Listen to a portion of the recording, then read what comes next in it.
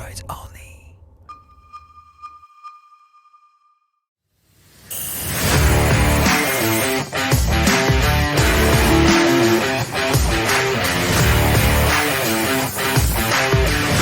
Cette vidéo vous est présentée par Léo Vinci.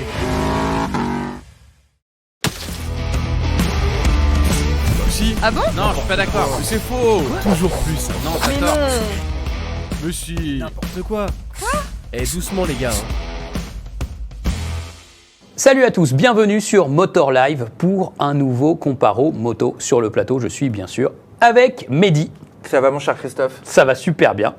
Le printemps est là, il a fait chaud pour ce comparo et aujourd'hui nous vous présentons le premier face-à-face de la nouvelle Hornet 2023 en version A2 bridée à 47,5 chevaux. Pourquoi premier face-à-face? Puisque nous en aurons un deuxième avec l'illustre représentante de cette catégorie, la célèbre Yamaha MT-07. Oui, et puis premier face-à-face organisé par des journalistes, puisqu'il y a déjà eu des face-à-face dans la presse, mais qui avaient un petit peu été téléguidés par Honda, qui avait proposé à laisser d'autres machines à deux. Mais nous, on a préféré attendre, histoire de vraiment les prendre nous-mêmes, en parc presse certes, mais nous-mêmes. Voilà, donc on est parti là sur Hornet GSX-8S. Et donc la suite, ce sera quoi Christophe? Alors la suite, ce sera Hornet contre MT-07. Normal, il faut quand même opposer cette nouvelle Hornet à la valeur étalon finalement, puisque la reine des ventes, c'était quand même jusqu'alors la MT-07. Jusqu'alors, j'aime bien ce que tu dis, parce qu'on sent que ça va être compliqué pour elle cette année. Ça va être plus chaud. Alors on va commencer directement ce comparatif qui est chapitré bien sûr, et vous allez pouvoir voir d'ailleurs dans la description sous la vidéo les chapitres. Alors on commence tout de suite avec la présentation, la fabrication, le design de ces motos.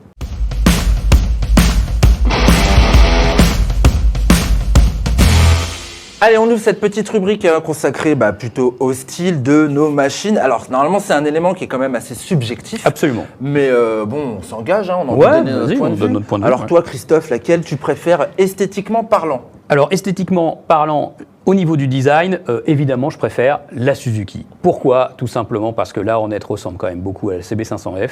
Elle a, du point de vue du style, franchement, rien de très nouveau. La Suzuki, il y a une tentative de design et puis elle est osée, moi je préfère. Bon, moi aussi je préfère la Suzuki, mais pas pour les mêmes raisons.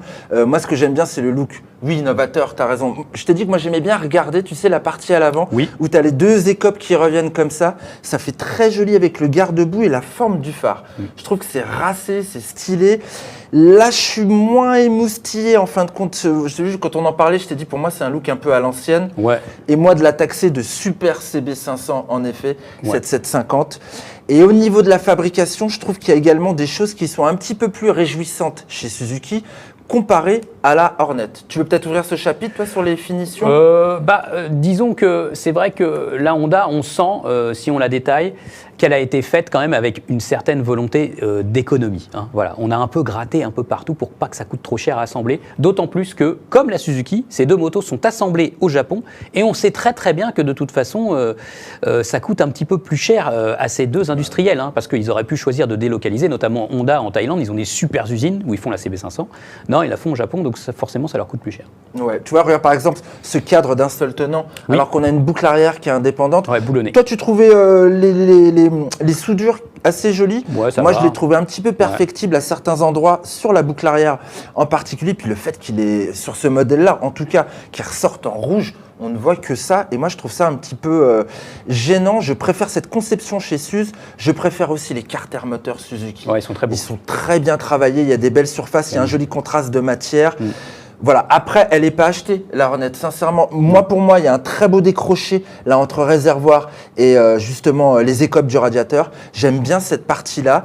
Et puis après c'est tout sur la Hornet, qui est pourtant embellie là, parce que t'en parleras peut-être à la fin. On a un petit pack accessoire qui vient sur les jantes, sur le guidon, tout ça. Là, on n'a pas une Hornet à 7 999. Non, un peu équipée celle-là. D'accord. Bon, voilà. Bon, c'était sur ce segment-là. En fait, on est assez unanime. Vous avez compris à qui on décerne le point, Chris? Absolument. On décerne le point de cette partie du comparo à Suzuki. Bravo Suzuki, un point. Et nous passons tout de suite à la seconde partie qui concerne la position de conduite et l'ergonomie à bord.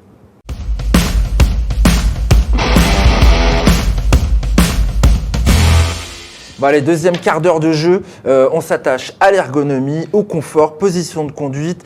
Et là, il y a des différences. Il y a des différences.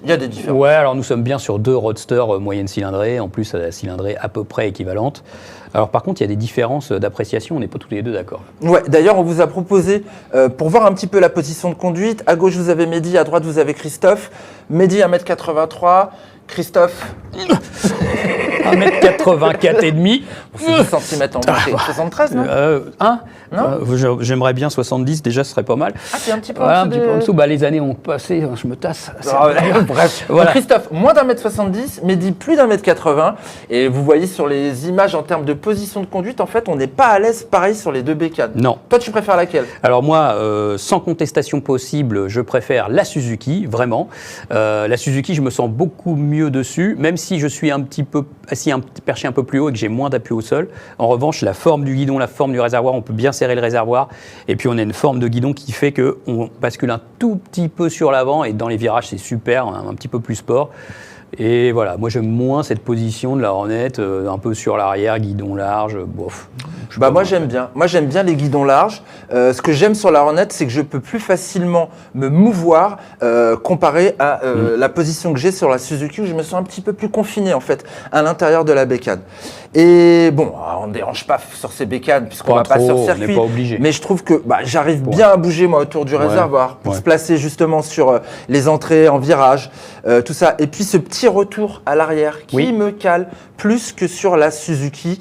Voilà. Et puis le petit guidon sur la Suzuki, tout étriqué. Moi, je décernerais bien le point à la Honda sur ce segment-là. Oui. Alors, on peut donner le point à la Honda. Juste un petit mot aussi sur le passager quand même, parce que voilà, c'est des roadsters mid-size. On peut quand même monter à 2 dessus pour du dépannage surtout. Oui. Alors, il y a des gens qui parcourent pas mal de kilomètres à 2 avec ces motos. Eh bien, bon courage aux passagers quand même. C'est pas la folie derrière. Ce qu'il a remarqué quand même, Quentin, c'est que tu es surélevé sur la Hornet et que tu l'es moins sur la Suze, mais tu es quand même plus proche du pilote. Donc, c'est coup-ci, coup-ça. Si, je sais à qui on va adresser le point. Ah oui. À la Hornet par rapport à sa hauteur de selle, Christophe. Oui. Un petit peu plus accessible du coup pour les primo-accédants, d'autant plus que la sensation d'un tassement justement de la suspension à l'arrière est un petit peu plus prononcée chez Honda que chez Suzuki qui reste un petit peu plus rigide. Oui, c'est vrai. Alors la Honda, elle est à 795 mm de hauteur du sol, tandis que la Suzuki est à 810 mm. Elle est un peu plus haute, mais il y a aussi l'arcade à l'entrejambe. Voilà. Et la Honda, on peut vraiment tendre les jambes vers le bas. Et là, du coup, on touche plus facilement le sol. Donc le point pour la Honda. Honda, 1 point, Suzuki, 1 point. On passe à la rubrique suivante, Christophe? Oui, moteur, performance.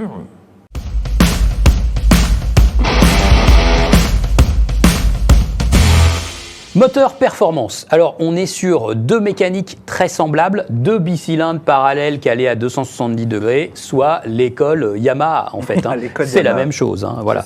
Donc là, on est sur des motos qui ont des cylindrées supérieures à celles de Yamaha et l'avantage de la cylindrée va à la Suzuki qui cube 776 cm3 contre 755 cm3 pour la Honda 750. Donc il y a seulement 21 cm3 d'écart entre les deux, Mehdi. Et puis il y a des choses importantes à noter au niveau des cotes moteurs, puisque la Honda elle a des cotes moteurs plus supercarriées, c'est-à-dire un plus gros piston et une valeur de course qui va être inférieure. 87 mm contre 84 mm. Voilà. Donc avec des cotes moteurs comme ça sur la Honda, ça va l'aider à prendre plus de tours minute, plus de haut régime que la Suzuki qui au contraire, elle, devrait, de par ses cotes moteurs, mettre l'accent plutôt sur le couple Amiri. Mais ça, c'est pour les versions full, Christophe. Là, on a des versions 47.5. Est-ce que c'est encore le cas, justement? Comment on l'a ressenti? Alors, comment on l'a ressenti? On a fait des tests de reprise, notamment. Par exemple, on a roulé pendant plus d'une journée avec ces motos, bien sûr, mais on a fait des tests de reprise. Bon, alors, il n'y a pas vraiment de motos qui se démarquent très nettement. Non. On a fait des reprises en 6e, en 5e, à 80, etc. Il n'y a pas vraiment de motos qui distance beaucoup l'autre. On sent quand même que la Hornet, finalement, globalement, elle a quand même un moteur plus rempli, plus complet. Parce que il va avoir un tout petit peu de meilleure reprise, il va avoir un petit peu d'allonge en plus par rapport au bloc de la Suzuki. Bon, voilà. Moi, alors, je vais pas dire que ça me rappelle un bloc KTM 790, encore que si, je trouve qu'il est plus joueur. En fait, j'aime bien le fait qu'on ait plus de réactivité à l'ouverture. en tout cas au démarrage. Ça s'est pas senti en reprise, hein, on a comparé, c'est comparable. Et puis le fait aussi qu'on conserve les modes de conduite sur la Honda, alors qu'on les a plus sur la GSX 8S. Non, en version A2, il y a plusieurs modes de conduite avec des courbes A-B-C, comme d'habitude chez Suzuki. C'est toujours comme ça. Bah là, on en a plus, il n'y en a plus qu'une. Donc chez Honda, ils conservent les modes de conduite et ils conservent également le fait que tu puisses moduler sur la plateforme user la réponse moteur. Tu as 3 types de réponses moteurs différentes et également 3 types de freins moteurs différents. Et ça marche. Bah ouais, ça marche. Et moi, si on joue avec, ça marche. Je trouve ça vraiment sympa parce que finalement, ça rajoute un petit peu plus de fun. Alors par contre, sur ce comparatif, ils nous ont mis un SC Project. Ouais, alors là, attention. Hein. Alors, bon, parce que du coup, forcément, on démarre cette Hornet avec ce SC Project qui, normalement, est homologué. Enfin, il est homologué. Catalogue Honda. Hein, il est homologué, ce pot d'échappement, sauf qu'il craque quand même déjà très généreusement pour un pot homologué. Ah tiens, Christophe, ça c'est intéressant. On parle du pot SC Project. Ouais. Justement, on a voulu voir ce qui donnait un petit peu, bon, pas en roulant, mais à l'arrêt, et on l'a comparé au son de la GSX 8S. C'est parti.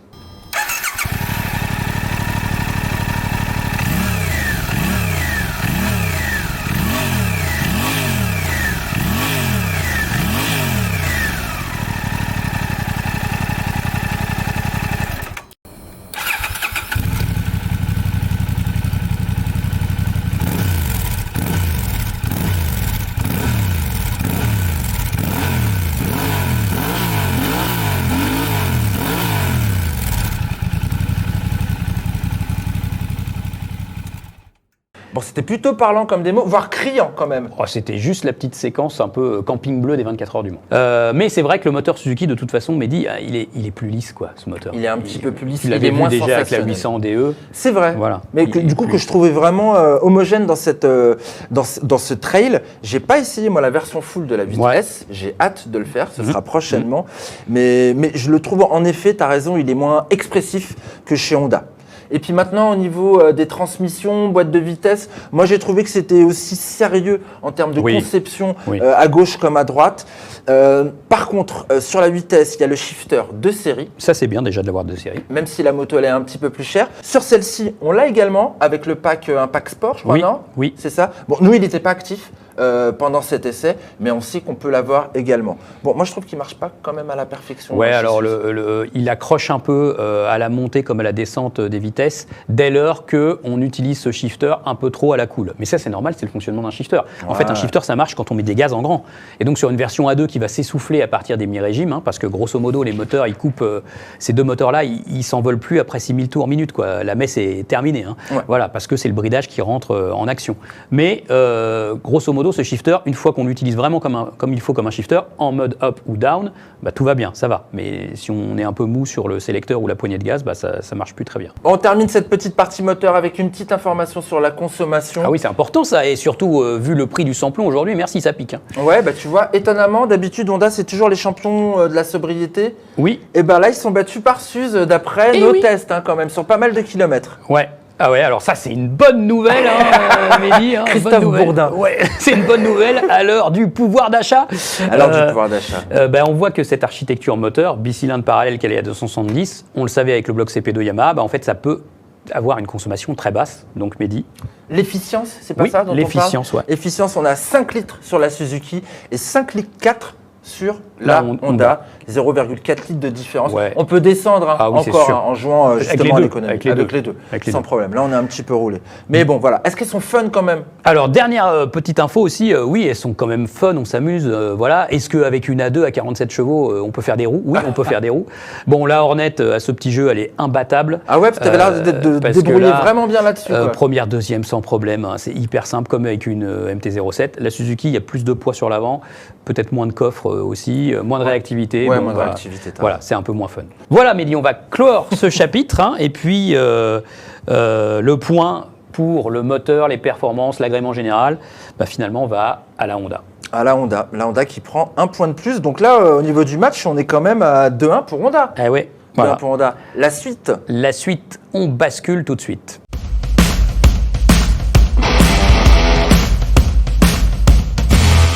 Et donc maintenant vient le moment de juger des parties cycles, du comportement et du confort de ces deux motos. Bon, déjà, on s'est pas ennuyé avec les moteurs. Non. Et sincèrement, on s'est pas ennuyé avec leur architecture. Cette partie cycle, elles sont saines, ces bécanes. Ah ouais. Quoi. Ouais, Elles sont saines, vraiment. ces bécanes. Mais on s'est quand même plus amusé sur une que sur l'autre. Bah, oui, Il y a ça des- se discute. ça se Hein. Moi, je suis pas tout à fait d'accord. Alors déjà aussi, ce qu'il faut dire, Mehdi, c'est que on a l'avantage d'avoir des middle size, si on veut, c'est presque des 800, bon, voilà. Mais ceux qui ont eu des motos middle size il y a 15 ans ou 20 ans, c'était des motos sacrément lourdes. Les On prend la générations Bandit, des tu bandits, prends la Bandit Bandit. 650. Notre cher Victor, hein, qui travaille avec nous en régie, il a une Bandit 650 refroidie par eau. C'est une très belle enclume, hein, quand même. Hein.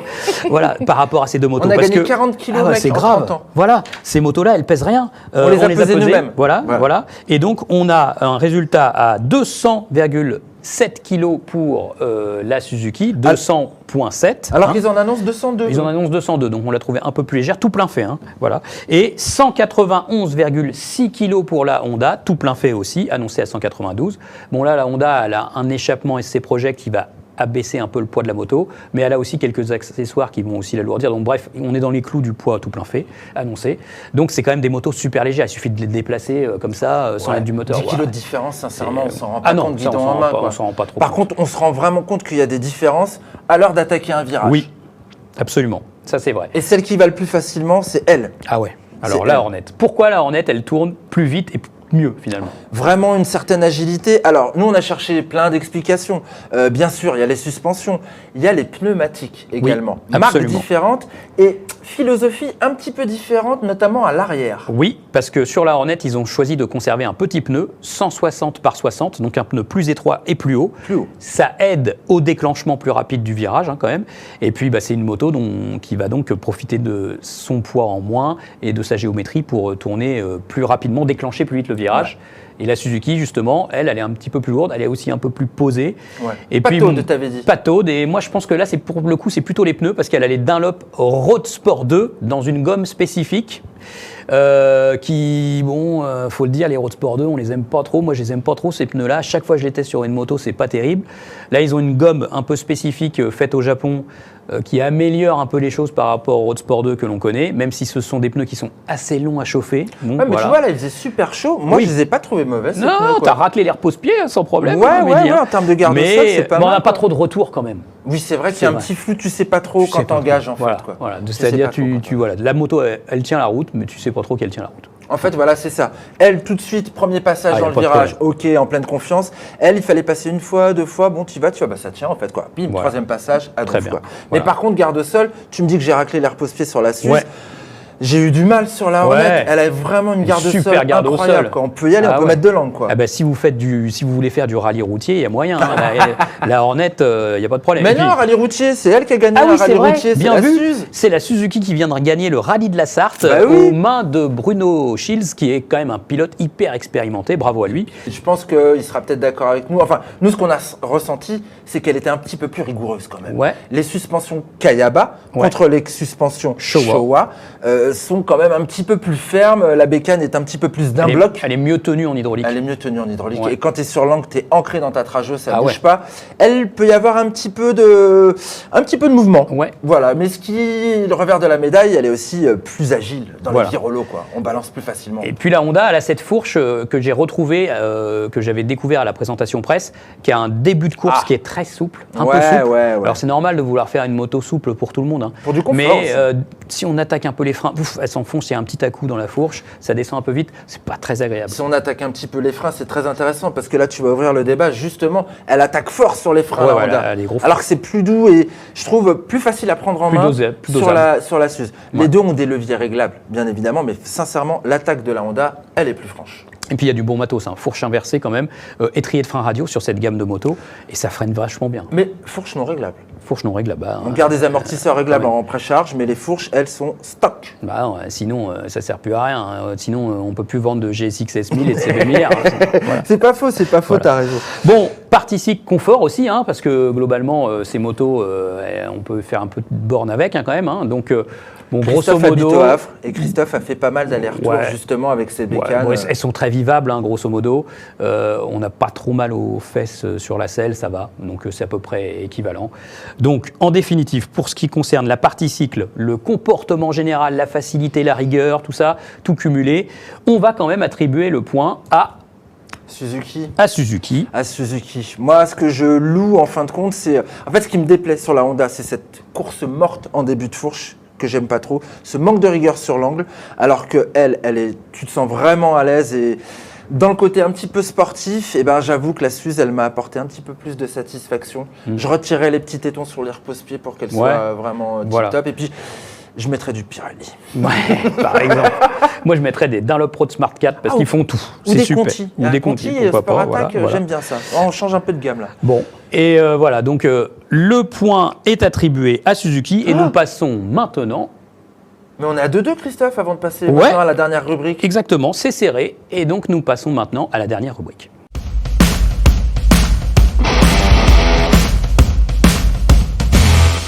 C'est le final. On est parti. Et le final pour sa dernière rubrique.